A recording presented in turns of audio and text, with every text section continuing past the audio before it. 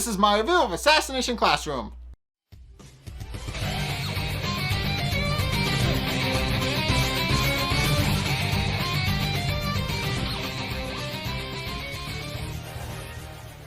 Okay, so this episode marks the transition from Season 1 to Season 2. It is the first episode of the second season, but it's kind of a bleed over between the first season and the second season. It follows up plot lines from the original first season, and then while also setting up further plot lines for the second season. It's kind of just a transitional episode designed to ease people from the first season into the second season. That is what its goal is. So in any case, it's the last day of their island vacation, and Korosensei is kind of a bit antsy because, as mentioned several episodes ago, he spent the past 24 hours in a little plastic shell, around himself, and has been cooped up inside of that for a day. So he wants to try something. So he wants to try something with the students as an exercise before they go home, and decides to design a test of courage, which is basically the kids go into a cave. He dresses himself up like as a ghost in order to scare them all, and for the most part, that's what he decides to do. However, Korosensei actually has an ulterior motive, which is that he noticed some of the boys and girls actually may or may not like each other, and decides to pair them off based on what he thinks it would be. Basically, he pairs them off based on who he's seen interacting with each other and who has been hinted to have romantic feelings for another up to this point.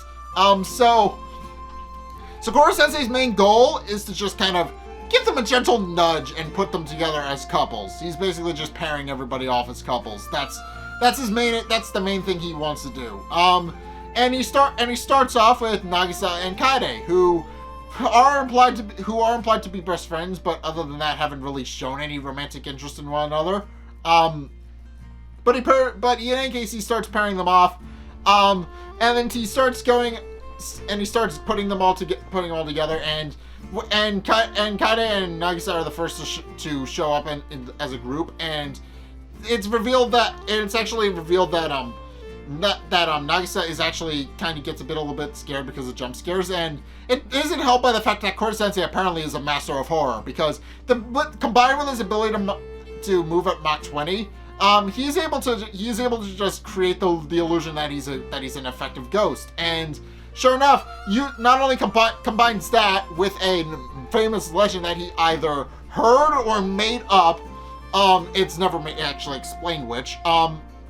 But he combines those to actually unnerve the kids and put them on their toes, so that they begin to start being spooked.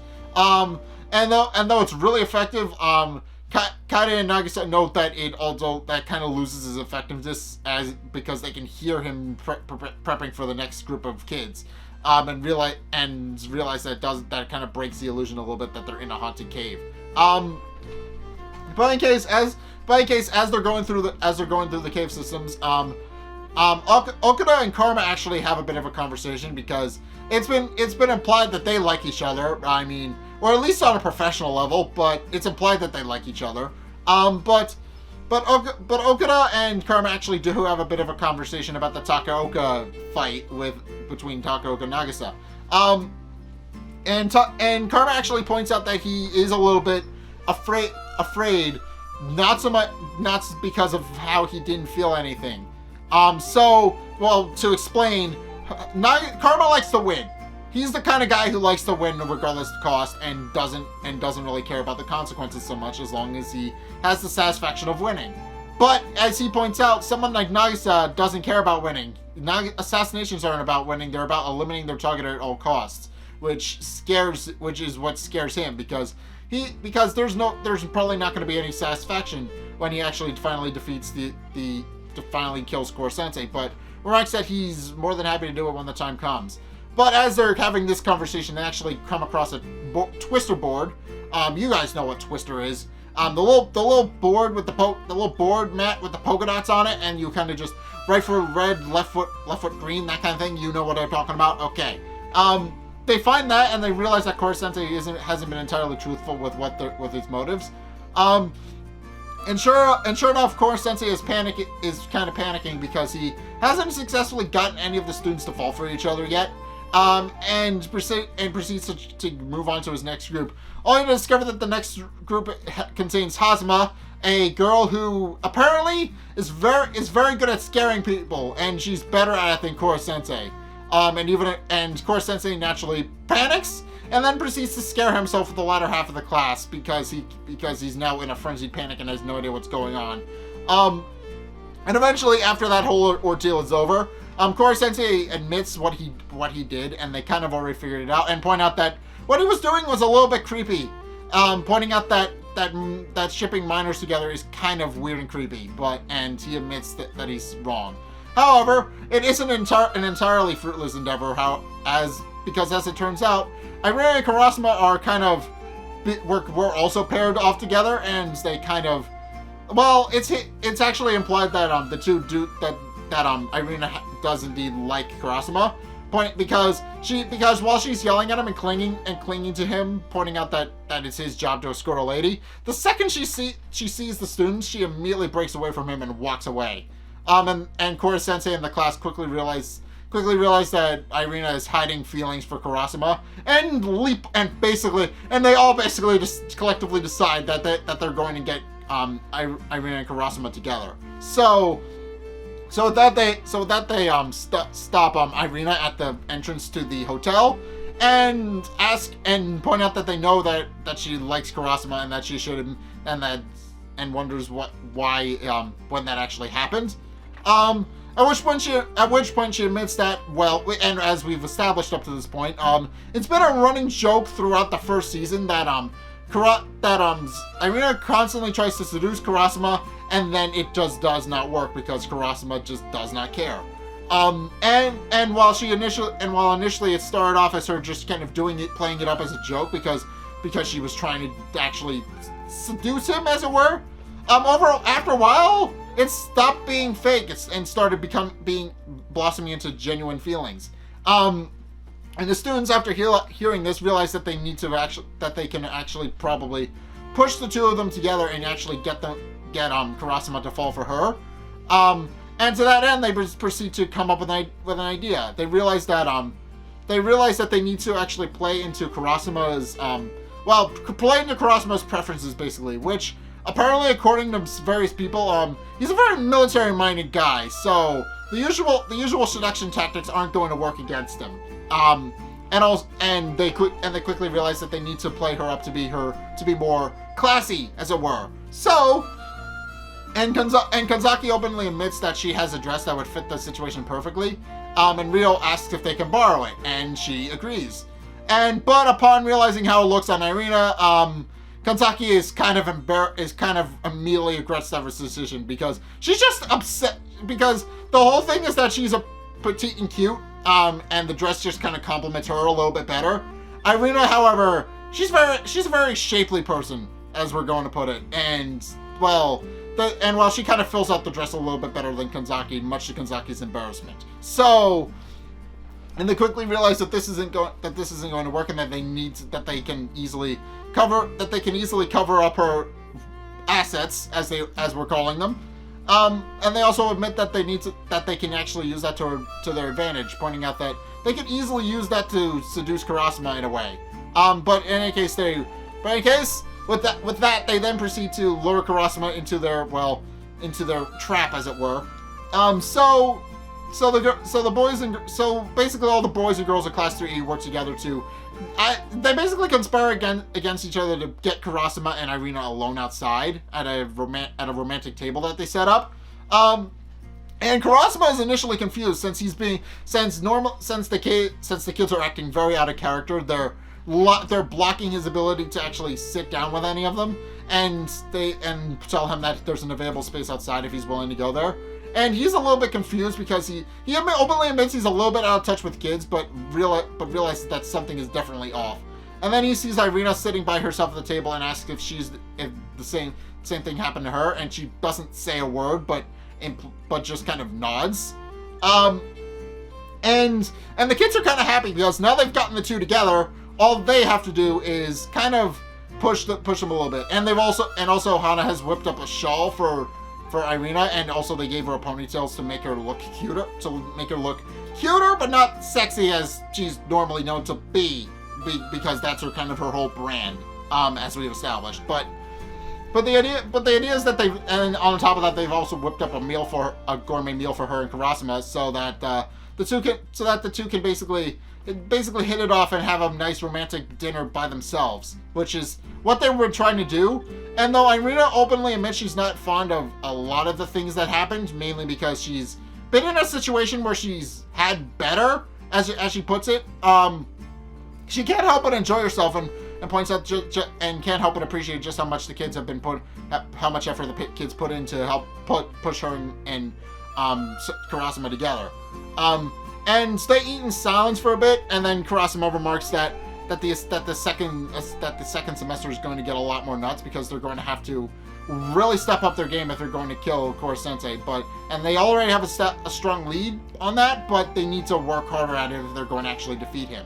At which point Irina has flashbacks to her childhood, and they weren't exactly happy, but she points out that, but she asks Karasuma if she enjoys killing and if he's ever actually successfully done it and how she feels.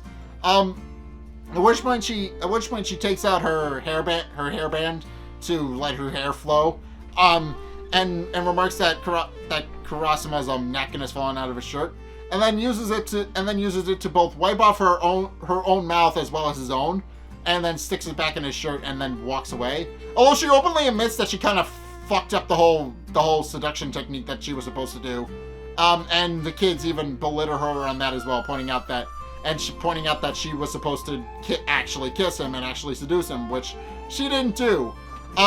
Unfortunately, none of it actually even phases Karasuma because, and this is actually a really funny bit that they do, but they showcase one of Karasuma's weaknesses, which is that Karasuma is dense as shit. So, yeah, so here's the thing. Karasuma notes that Irina was trying to use a new seduction technique on him, but doesn't realize that she was trying to get him to fall for her instead of actually, instead thinks that she's just testing out techniques on him, and also chooses to ignore the situation regarding the students and Irina talking to one another and belittling each other for the entire situation because he has no idea what's going on, and he frankly doesn't care, pointing out since he's more focused on the assassination than anything else. So yeah, Karasuma doesn't seem to realize at all that Irina actually likes him, which is going to be an interesting uphill battle for Irina because it's finally been revealed that Irina does have a crush on Karasuma and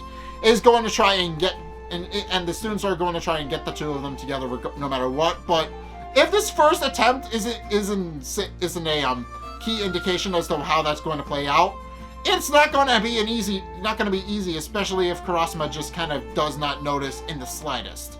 But in any case, with that, everybody returns home, and Nagisa actually meets up with his dad at a sushi restaurant to talk some things over, namely how house life has been how he's been adjusting to the fact that his parents are apparently divorced. Apparently his mom and his dad have a bit of a strange relationship and broke up because of it. So now they're kind of divorced, and apparently, and also according to Nagisa and his dad, apparently it's the mom's fault. Apparently it's completely Mrs. Shioda's fault. She's a bit overbearing, and Nagisa even remarks that she's okay if you don't do anything to piss her off, but it's heavily implied that his mom is very overbearing and is most likely the reason he's in class 3E to begin with, because his overbearing mom might most likely pushed him to not do well at school, and it's likely that because of her, that's how he wound up in class 3E. He just got tired of trying to impress her and just kind of dropped off the face of the earth, as it were. So, but as he's having that conversation with his dad, Korosensei actually shows up with a note in hand. And basically the note just asks Nagisa if he's willing to go to the summer festival with him. And Nagisa just kind of nods silently and then leaves his dad alone, pointing out that he had fun and that they should do it again sometime. And then goes off to join Korosensei at the school festival, at the summer festival, pointing out that and his dad notably points out that Nagisa seems a bit more chipper than usual and is proud. But in case, as it turns out, Korosensei is just kind of going from student's house to student's house, which he canonically has done, by the way. He actually knows where everybody lives, because we remember in the first episode. Remember the first episode where Tarasuka tried to blow up Korosensei with a homemade bomb, and it just did not work. And then he it's canon that he knows where everybody lives because he's been to everybody's house already, and he's just going door to door asking all of the students if they want to join him. And if they want to join him to come with them and go check out the festival, and Karma in particular is hesitant on the idea because, as it turns out, he was actually studying up assassination techniques to take out Korosensei while also studying to better himself as a student. So, but he agrees anyway, and Korosensei is happy. And as it turns out, he was able to actually get everybody to come, except for Karasuma, who was later revealed to be in a meeting with the government, who I should point out are actually planning to raise the prize money on the circumstance that the students take him out in a group. They're planning to triple the reward money if Korosensei is taken out by a group attempt. So yeah, that's going to be a plot point going forward. That because of the island assassination, the prize money is going to potentially be tripled, since now the government knows that they're going to be working that the students are going to try to assassinate them in a group and are going to accommodate them accordingly. So yeah, there's that. But in any case, the other one is Lovro, who is off on a mission and can't.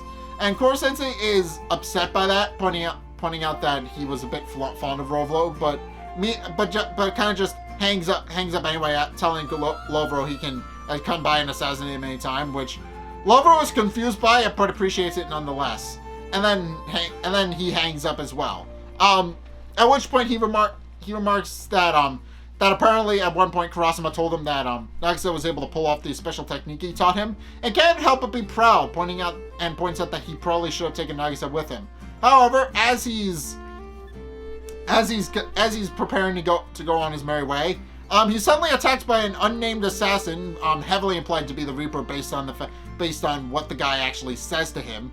But Lovro is attacked before he can defend himself and collapses. At which point the guy just leaves, and it's left up in the air as to whether Lovro is dead or not, because he gets shot through the heart as it's implied, with the man's finger, oddly enough, but the man just kind of leaves him for dead and goes off, and we never actually see the man's face. All we see is a guy in a cloak. He shows up, attacks Lovro, and then leaves. We never see his face. We never find out what kind of person he is. All we know, although he does apparently speak in rhymes, so there's that. But yeah, it's implied that this guy is indeed the Reaper, and we're most likely going to be seeing him soon. So, but in case everybody shows up at the summer festival to help out to hang out with Korosensei, and sure enough, it's easily readily apparent that their assassination techniques just kind of make them outclassed, as it were. Chiba and Hayami show up at the shooting gallery, and they clean the place out before being told to leave. Karma uses his skills to fleece a scammer into giving him a game console as a prize, and while Mayhara actually notes that one of the other students is really good at a fishing game, and then takes the entire pond home with him to cook and eat. So it's pretty impressive. But in case Nagisa and Kaide actually remarked that it's very impressive that everybody is able to use their assassination techniques to such effectiveness, as it were, pointing out that it actually comes in handy to have assassination skills in the real world, because they can actually use them to, as it turns out, clean out most of the food stalls and everything else. And are basically able to shut all the stalls down because they're so good at them. And also they realized too late that the main reason Korosensei invited them at all was so that he could use them to make more money. Basically, he uses them to clean out all the stalls who left early because they were basically shut down by the kids who were just suddenly way too good at this. And Korosensei takes it to an advantage by by basically turning them into food stalls and selling food to all the patrons so that he can actually get a lot more money since payday is a little bit tight. So, but in case it's the last day, and the last day ends with a fireworks display. And Nagisa remarks that he can't wait to get back to school so that they can continue with their assassination attempt. But yeah, that's how this episode ends. It's a cute episode. It explains that Irina has a crush on Karasuma, which is going to be a recurring plot point going forward, and that also sets up the fact that they're now going to be increasing the actual assassination target payout. Because now they recognize that the students are going to be attacking in a group rather than individually. And also, we're kind of sort of introduced to the Reaper, and he attacks Lovro. So, all three of those are plot points that are going to come up at some point later in the future. So I'm looking forward to unpacking them for you guys when that time arises. But, in any case, that's my review of Assassination Classroom. What did you guys think? Let's get a discussion going in the comment section down below, or over on my Discord server, link in the description. Anyway, thank you guys so much for watching. If you enjoyed, be sure to like, comment, and subscribe. Also, be sure to follow me on Facebook and on Twitter in the description below. And also, be sure to check out my Patreon in the description below as well. It's only a couple bucks a month. It really helps me out, and you guys get access to a bunch of cool perks that I'm always saying thanks. So be sure to check those out in the description below as well. But in any case, thank you guys so much for watching. And until next time, I will see you guys in the next video. Peace!